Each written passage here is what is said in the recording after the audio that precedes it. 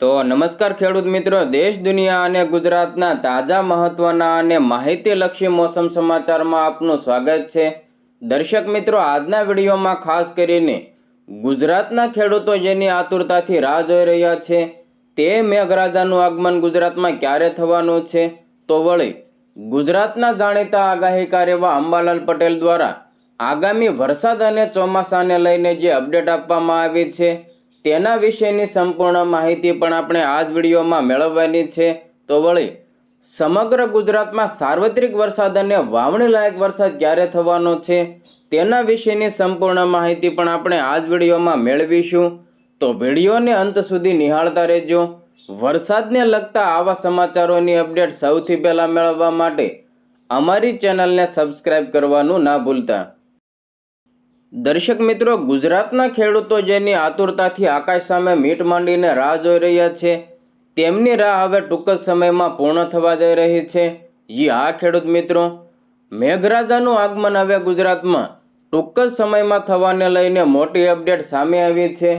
ગુજરાતના જાણીતા આગાહીકાર એવા અંબાલાલ પટેલ દ્વારા ગુજરાતમાં વાવણી લાયક વરસાદ અને ચોમાસાના આગમનને લઈને મોટી માહિતી આપી દેવામાં આવી છે। તો શું છે સમગ્ર માહિતી તેના વિશે નજર કરીએ।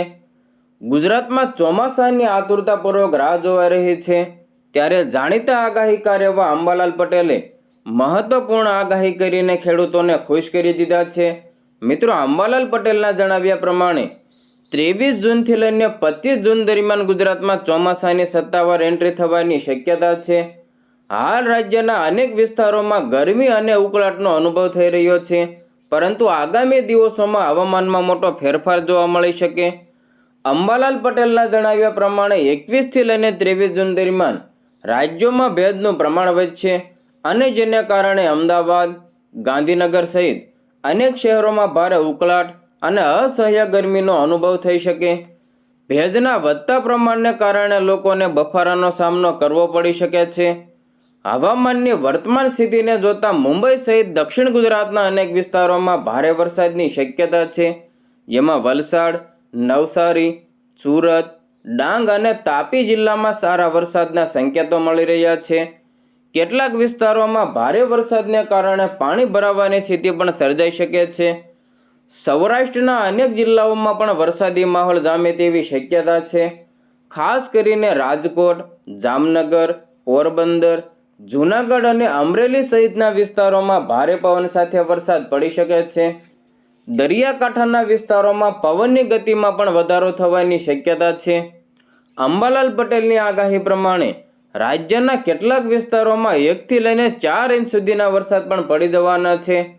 ગાજવીજ અને પવન સાથે વરસાદ પડવાની સંભાવના હોવાથી ખેડૂતો અને નાગરિકોને સાવચેત રહેવાની સલાહ આપવામાં આવી છે। અંબાલાલ પટેલે વધુમાં જણાવ્યું કે બંગાળના ઉપસાગરમાંથી આવતો ભેજ 28 જૂન બાદ ગુજરાતના અન્ય વિસ્તારોમાં પણ વરસાદી સિસ્ટમને મજબૂત બનાવશે અને જેને કારણે રાજ્યના મધ્ય અને ઉત્તર ગુજરાતના વિસ્તારોમાં પણ વરસાદની પ્રવૃત્તિમાં વધારો થઈ છે અને જેને કારણે રાજ્યના મધ્ય અને ઉત્તર ગુજરાતના વિસ્તારોમાં પણ વરસાદની પ્રવૃત્તિમાં વધારો થઈ શકે। આગામી દિવસોમાં પંચમહાલ, મહીસાગર, વડોદરા, અમદાવાદ અને ગાંધીનગર સહિતના વિસ્તારોમાં ગાજવીજ સાથે વરસાદ પડી શકે।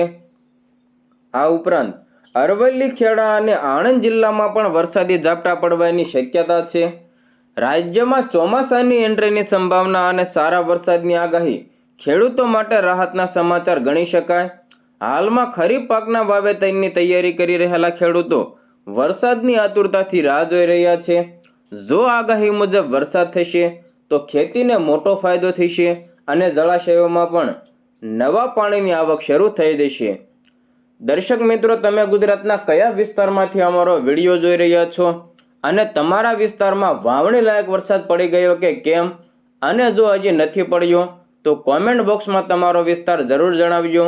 અને જો તમારા વિસ્તારમાં વાવણી થઈ ગઈ છે અને તમે પાકોનું વાવેતર કરી દીધું છે તો તમારું નામ અને તમારા જિલ્લાનું નામ કોમેન્ટ બોક્સમાં અમને જરૂર જણાવજો।